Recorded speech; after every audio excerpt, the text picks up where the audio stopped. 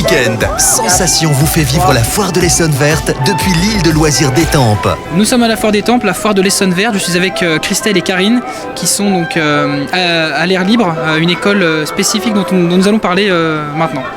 Bonjour. Bonjour. Bonjour. Alors ma première question, donc l'air libre, donc c'est un espace d'apprentissage privilégié à taille humaine pour ses élèves de 6 à 18 ans. Expliquez-nous un peu ce qu'est une école à taille humaine, quels sont ses objectifs? Le fait que ce soit à taille humaine, la première chose, c'est qu'on a des classes avec effectifs réduits, 6 à 7 enfants par classe.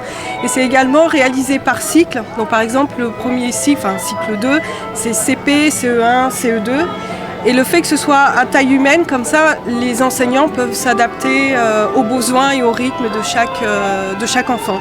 Et s'il y a des enfants qui ont besoin d'apprentissage beaucoup plus soutenu, avec un rythme plus important, ils peuvent passer au cycle au-dessus. Ou des élèves qui ont besoin d'un rythme un petit peu plus lent, soit restent dans leur section, dans leur cycle, ou ils peuvent aller dans un autre cycle. Pour une matière, ils peuvent être très très bons en maths, mais par contre en français, ils ont besoin de certaines bases pour pouvoir remettre les bonnes fondations. Donc voilà.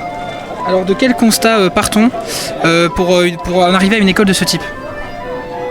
On part d'un constat que nos enfants, en particulier, ne se sentent pas à l'aise dans l'éducation nationale pour plusieurs raisons, que ce soit des troubles des apprentissages ou que ce soit du harcèlement ou autre chose, ou alors les parents qui ont déjà un passif avec l'éducation nationale et qui préfèrent mettre leurs enfants dans une école qui est plus centrée sur la pédagogie de l'enfant.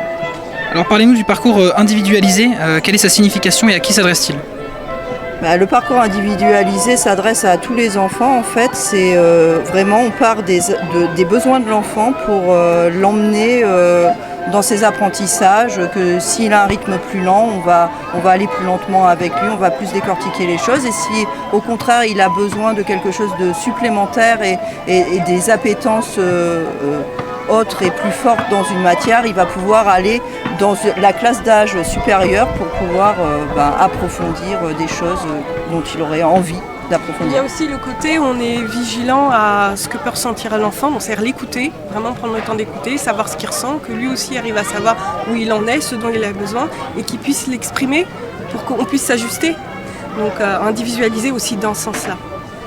Alors faut-il une formation spécifique pour pouvoir être à l'air libre? Alors non, il n'y a pas besoin vraiment d'une formation spécifique à part pour les enseignants réels sur les matières fondamentales.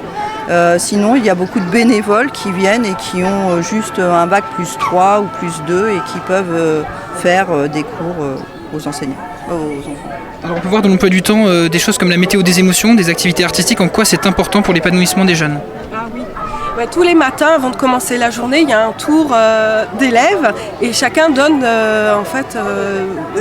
comment il est le matin quand il arrive. Aussi, ça permet aux autres, au collectif, de savoir s'il y en a un qui est très fermé sur lui, qui est en colère, que c'est pas à cause de moi que l'autre est en colère, c'est parce qu'il a vécu quelque chose de compliqué, il est contrarié, le matin quelque chose qui s'est pas passé, qui s'est mal passé. Et ça nous donne un indice de savoir comment se sentent les autres et aussi l'exprimer. D'accord, quelque chose d'assez important. On voit aussi que vous essayez d'orienter donc au maximum les enfants sur l'ouverture au monde. En quoi ça aide l'épanouissement des jeunes? L'ouverture au monde, maintenant, on en a de plus en plus besoin, que ce soit à travers Internet ou que ce soit à travers ce qui se passe à travers le monde. Donc nous, ça nous paraît vraiment obligatoire et on fait en sorte que les enfants soient le plus ouverts, acceptent le plus de choses et acceptent l'autre et soi-même dans le monde. Il y a aussi, juste ajouter, Karine parlait du bénévolat, le fait qu'on laisse la place aux personnes extérieures en bénévole, qu'ils aient des diplômes ou pas. L'important, c'est que les personnes puissent rentrer dans l'école. On fait quand même des sortes de conventions. C'est que ces personnes-là apportent ce qui les fait vibrer, les motivations qu'ils peuvent avoir pour les transmettre aux enfants, que ce soit en termes de métier, d'activité. Ça peut être du jardinage, du bricolage, l'astrophysique, la programmation. Tout est bon à prendre pour nourrir les enfants et que ça vienne de l'extérieur aussi. Bien, merci beaucoup Karine et Christelle d'avoir répondu à nos questions. Je rappelle que vous êtes donc au conseil d'administration de l'école à l'air libre et que vous proposez aussi également des ateliers. Et on vous fait vivre toute cette journée avec de nouvelles rencontres à la foire de l'Essonne, la foire de l'Essonne verte à Étampes.